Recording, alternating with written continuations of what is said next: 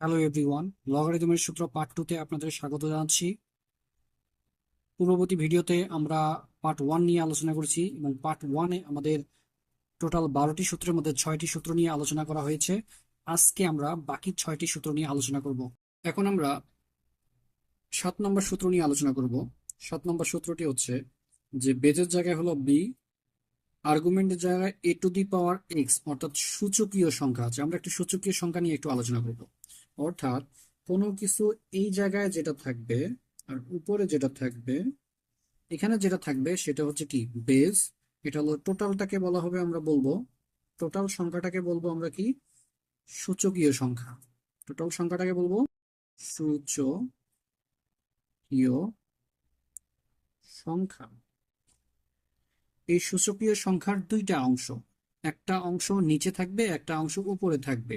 এই নিচের যে অংশটা থাকবে সেটা হচ্ছে মূলত আমরা বলবো বেস।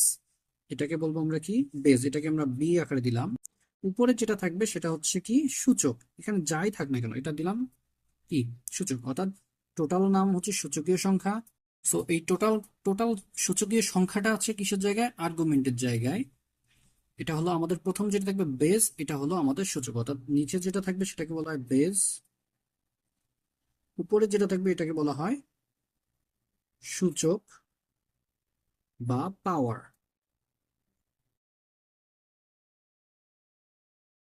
এখন এটাকে আমরা আমরা এটার উপর বেস করে আমরা কি করব, 7 নম্বর সূত্রটিকে আমরা আলোচনা করব। নাম্বার 7, নাম্বার 7-এ বলছে লগ বেজের জায়গায় আছে কি বি, আর্গুমেন্টের জায়গায় হচ্ছে সূচকীয় সংখ্যা। আর্গুমেন্টের জায়গায় কি আছে, সূচকীয় সংখ্যা।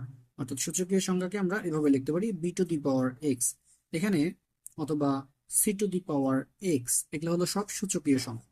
ওকে, সো আমাদের দেওয়া আছে এখানে কি a to the power x, a to the power x, এটা হলো আমাদের সূচকীয় সংখ্যা। এই সূচকীয় সংখ্যাকে যদি আমি একটু মডিফাই করতে চাই, সেটা হচ্ছে আমার বেজ যাই থাকুক না কেন, এই সূচকীয় সংখ্যার এই বেজে যা থাকুক না কেন, আমরা কি করব, এই পাওয়ার যেটা থাকবে সেটাকে আমরা সামনে নিয়ে আসতে পারি। এক্স লগ বি এ, অর্থাৎ এটা থেকে আমার আবার একটু মাথায় রাখতে হবে দুই দিকে, অর্থাৎ ম্যাথের যতগুলো অলরেডি আমরা যতগুলা লগের সূত্র শিখেছি সবগুলো মাথায় রাখতে হবে। বাম দিক থেকে ডান দিকে ইউজ হবে, আবার ডান দিকের আকার থাকলে বাম দিকের আকারে আসা যাবে।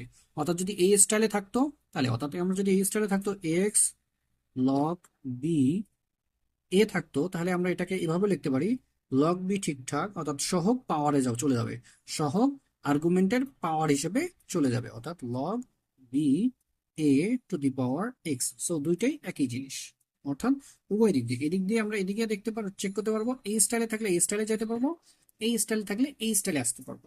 সো এই দুইটাই মাথায় রাখতে হবে, ম্যাথের মধ্যে আমার যে কোনো একটা স্টাইল থাকতে পারে, এই স্টাইল থেকে এই স্টাইলে নিয়ে যেতে হতে পারে, এই স্টাইল থেকে এই স্টাইলে নিয়ে যেতে হতে পারে। এখন আমরা উদাহরণ দেখবো।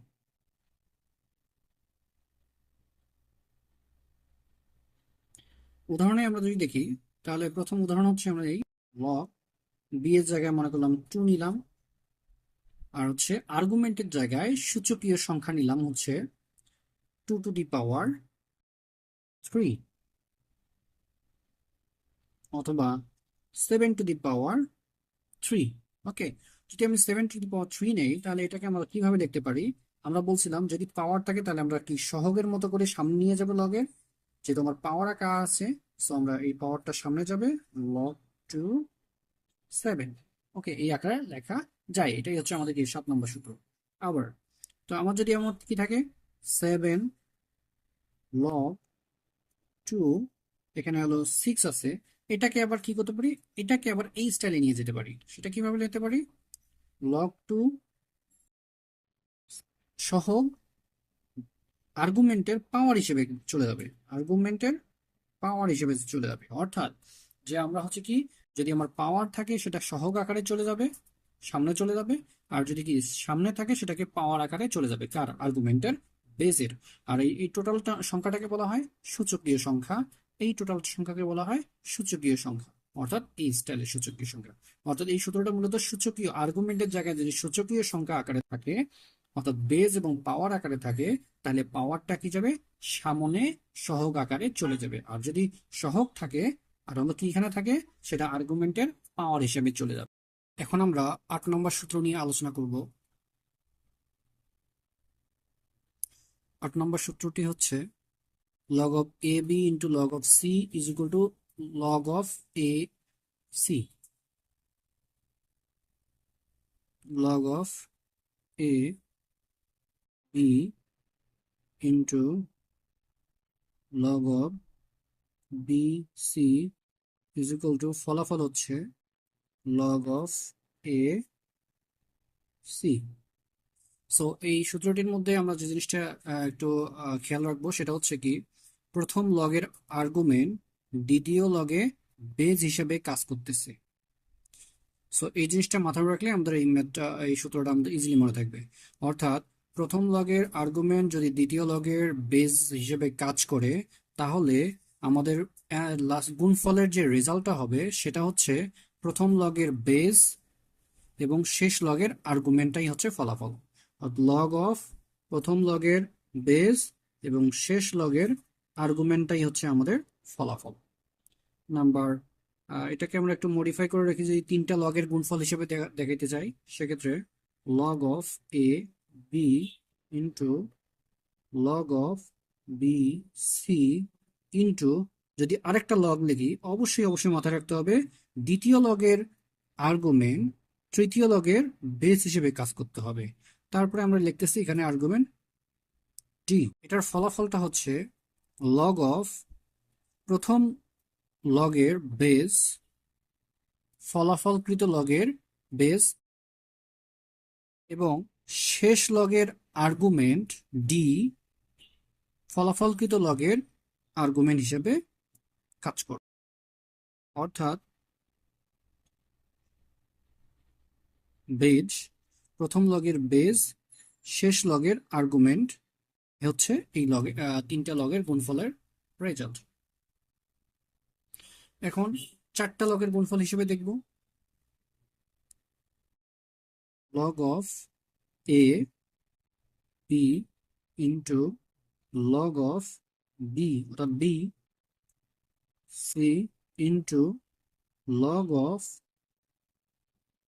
সি ইন্টু সিডি ইন্টু, আমি এখন 4 নাম্বার, এটা এই পর্যন্ত সেম। এখন যদি আমি 4 নাম্বার আরেকটা যোগ করি তাহলে কিভাবে যোগ করতে হবে, এইভাবে সূত্রটা থাকবে ডি। অর্থাৎ তৃতীয় লগের আর্গুমেন্ট চতুর্থ লগের বেস হিসেবে কাজ করবে। এবং এটা যদি আমি ই লিখি তাহলে তাদের ফলাফলটা হবে, গুণফলটা হবে সেম আকারে প্রথম লগের বেস এবং শেষ লগের argument E.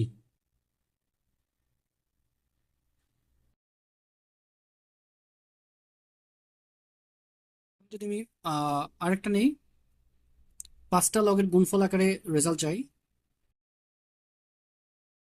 Log of A B এই পর্যন্ত সেম সেটটা, log of B C into log of C D into log of D E into আরেকটা বাড়াচ্ছি লগ অফ এই ই যেহেতু আছে, অর্থাৎ চতুর্থ লগের আর্গুমেন্ট পঞ্চম লগের বেস হিসেবে যদি কাজ করে ই, এটা যদি আমি আর্গুমেন্টটাকে পঞ্চম লগের আর্গুমেন্টকে এফ ধরি, তাহলে আমার গুণফলটা হবে প্রথম লগের বেস লগ অফ ফলাফলকৃত লগের বেস হবে প্রথম লগের বেস এবং ফলাফলকৃত লগের আর্গুমেন্টটা হবে শেষ লগের আর্গুমেন্ট।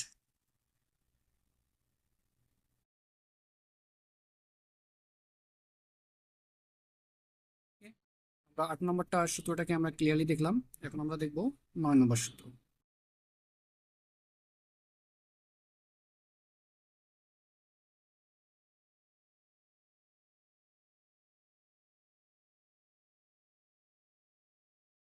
এখন আমরা 9 নম্বর সূত্র নিয়ে আলোচনা করব। 9 নম্বর সূত্র হচ্ছে log of a x is equal to log of b x by log of b a. অর্থাৎ এক্ষেত্রে এই এই সূত্রটা আমরা কোথায় অ্যাপ্লাই করব? যে ক্ষেত্রে আমার এই লগের বেস এবং লগের আর্গুমেন্ট যদি সেম না হয়, অর্থাৎ ভিন্ন হয়, সেক্ষেত্রে আমরা সরাসরি ক্যালকুলেটরের মাধ্যমে আমরা সাধারণ ক্যালকুলেটরের মাধ্যমে আমরা কি করতে পারবো না, আমরা এটাকে সলভ করতে পারবো না। সেক্ষেত্রে আমরা কি করতে হবে, রেশিও আকারে লিখতে হবে। অর্থাৎ হলো এই প্রথম লগের যেটা হচ্ছে এই লগের রেশিও আকারে লিখবো, এবং লবের যে লগের বেস এবং হরের লগের বেস সেম সেম আকারে হয়ে যাবে। অর্থাৎ এই প্রথম লগের যে লগের আর্গুমেন্টটা লবের আর লবে যে লগটা আছে তার আর্গুমেন্ট হিসেবে কাজ করবে, এবং এই বেজে যে চলকটা আছে সেটা উম, হরের লগের আর্গুমেন্ট হিসেবে কাজ করবে। সো এখন আমরা একটু উদাহরণ নিই, তাহলে আমরা বুঝতে পারবো বিষয়টা।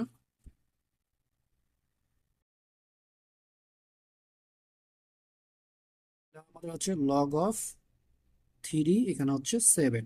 যদি এটা হয় তাহলে আমরা এটাকে লিখতে পারি সূত্র মোতাবেক। লগের যেটা হচ্ছে এক্স এর জায়গায় হচ্ছে কি উপরে লগ অফ, এখানে বেস বেস বলতে আমি যে কোনো মান নিতে পারি, এটা 2 হতে পারে, 10 হতে পারে, যা ইচ্ছা হতে পারে, সমস্যা নাই। সো এখানে আমি দিলাম হলো 10 বেস, এটা হচ্ছে এক্স, এক্স এর জায়গায় হচ্ছে 7। সো 7 এখানে ঢুকে যাবে। আর এখানে এই লগের বেস যেটা আছে সেটা লগ অফ বি, বি মানে সেম সেম সেম সেম, যেটাই দিই না কোনো সেম টু সেম। অর্থাৎ এটা যদি 10 বেস হয় এটাও 10 বেস, অর্থাৎ এখানে হলো 3। সো এই এ 3 জায়গায় বসছে। কারণ এখানে সুবিধাটা কি, আমরা রেশিও আকারে কেন লিখতেছি, কারণ হচ্ছে আমাদের দুইটা লগ যেন সেম বেজে থাকে। অর্থাৎ এখানে যদি বেজ এবং সূচক যদি ঠিকঠাক না হয়, তাহলে নর্মাল ক্যালকুলেটর আমি কি করতে পারবো না, ক্যালকুলেটর চালাইয়া মান বের করতে পারবো না। সেক্ষেত্রে আমরা করব কি, এখানে একটা লগকে দুইটা লগের রেশিও আকারে প্রকাশ করব, যা দুইটা লগের বেসটা কিন্তু সেম টু সেম হবে। অর্থাৎ এখানে 10 হলে এখানে 10, বি মানে যে কোনো ইচ্ছা হতে পারে, এখানে 2 এখানে 2 হতে পারে, এখানে 3 এখানে 3 হতে পারে, এখানে 4 এখানে 4 হতে পারে, এখানে 5 এখানে 5 হতে পারে, তারপরও রেজাল্ট সেম আসবে।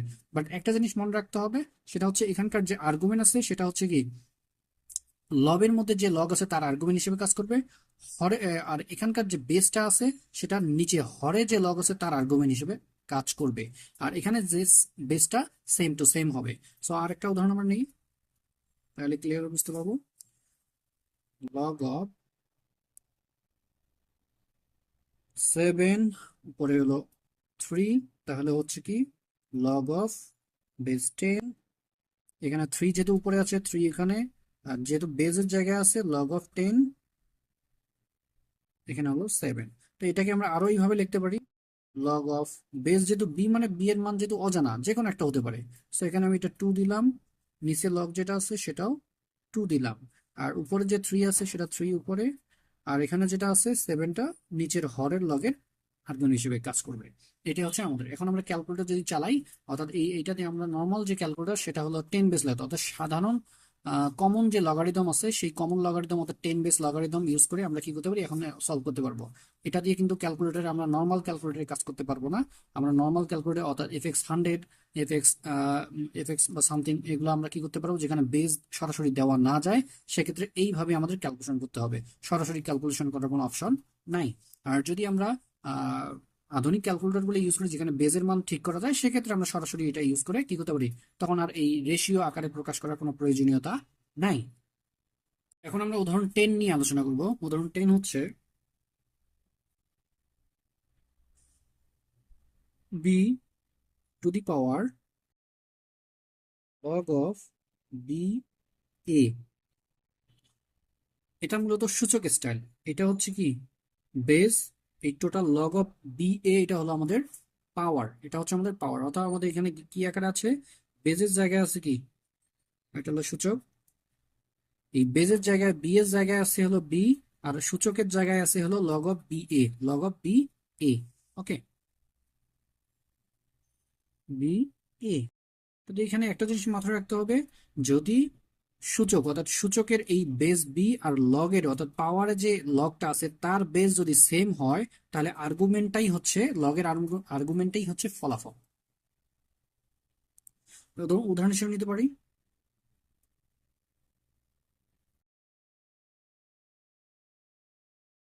3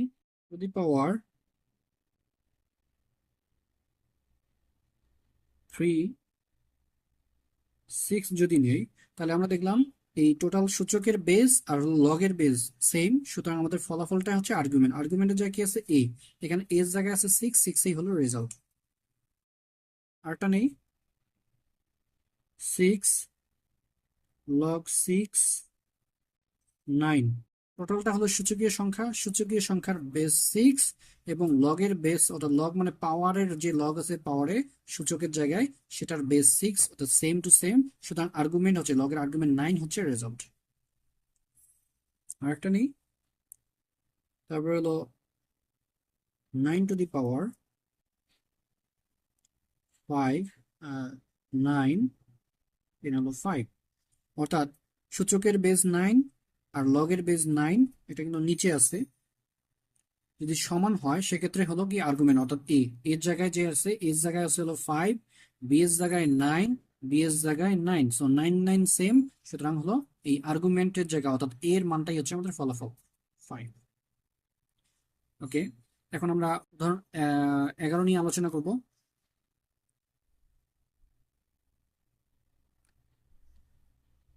x to the power log of B Y, log of B Y. এখানে একটা জিনিস মাথায় রাখতে হবে, এটার মধ্যে এটার পার্থক্যটা কি, এটার সাথে এটা বেস বেস সেম, লগের বেস আর সূচকীয় সংখ্যার বেস সেম। এখানে হচ্ছে লগের বেস, সূচকীয় সংখ্যার বেস আর লগের বেস কিন্তু সেম না। যখন সূচকীয় সংখ্যার বেস এবং লগের বেস সেম না হবে, সূচকীয় সংখ্যার বেস এবং লগের আর্গুমেন্টকে আমরা কি করতে পারি, আমরা প্রতিস্থাপন করতে পারি, তাহলে মানের কোনো পরিবর্তন হবে না। সুতরাং এই ওয়াই এক্স এর জায়গায় চলে আসবে, এক্স ওয়াই এর জায়গায় চলে যাবে, কোনো মানে কোনো পরিবর্তন হবে না। সুতরাং ওয়াই এখানে হচ্ছে কি আমাদের লগ অফ বেস ঠিকঠাক থাকবে, অর্থাৎ বি বি ঠিকঠাক থাকবে, এখানে হচ্ছে কি এক্স চলে যাবে। ওকে, এটা আমাদের সূত্র। উদাহরণ হিসেবে নিতে পারি আমরা,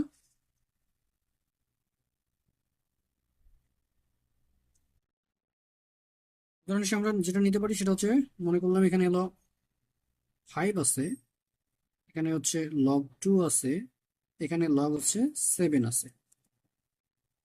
সো এটাকে আমরা কিভাবে লিখতে পারি, এটাকে আমরা লিখতে পারি 7 কে 5 এর জায়গায় নিয়ে আসবো, 5 কে 7 এর জায়গায় নিয়ে আসবো, মানে কোনো পরিবর্তন হবে না। 7 লগ 2, বেস 2 ছিল, বেসের বি এর জায়গায় 2 আছে, 2 2 ঠিকঠাক থাকবে, জাস্ট পরিবর্তন হবে 7 আর 5, অর্থাৎ সূচকের সংখ্যার বেস এবং লগ লগের আর্গুমেন্ট এই দুইটাই কিন্তু ইন্টারচেঞ্জ হবে, অর্থাৎ এখানে আসবে 5, সো মানে কোনো পরিবর্তন হবে না। আরেকটা দিতে পারি,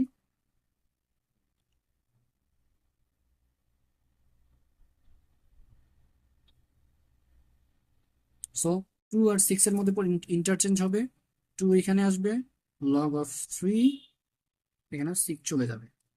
ওকে, এখন আমরা হচ্ছে 12, এটাই হচ্ছে শেষ, আমাদের এখন 12 নম্বর নিয়ে আলোচনা করব। 12 নম্বরে বলা হয়েছে এ আর এখানে বি, বেজের জায়গায় হলো এ আর হলো আর্গুমেন্টের জায়গায় হচ্ছে বি।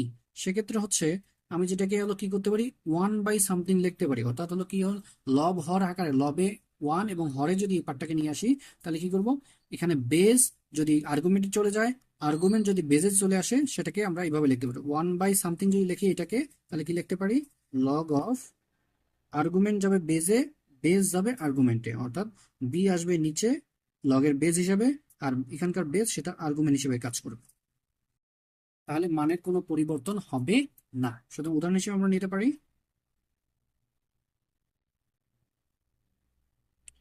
লগ অফ 3, এখানে যদি 2 হয় তাহলে আমরা লিখতে পারি এটাকে 1/লগ অফ 2 আসবে বেজে, 3 যাবে আর্গুমেন্টে, লগ অফ 9 7 যদি লিখি, তাহলে এটাকে লিখতে পারি 1/লগ অফ 7 আসবে 9 এর জায়গায়, 9 যাবে 7 এর জায়গায়। যদি টিউটোরিয়ালটি ভালো লেগে থাকে তাহলে চ্যানেলটিকে সাবস্ক্রাইব করে আমাদের সাথেই থাকবেন। ধন্যবাদ সকলকে।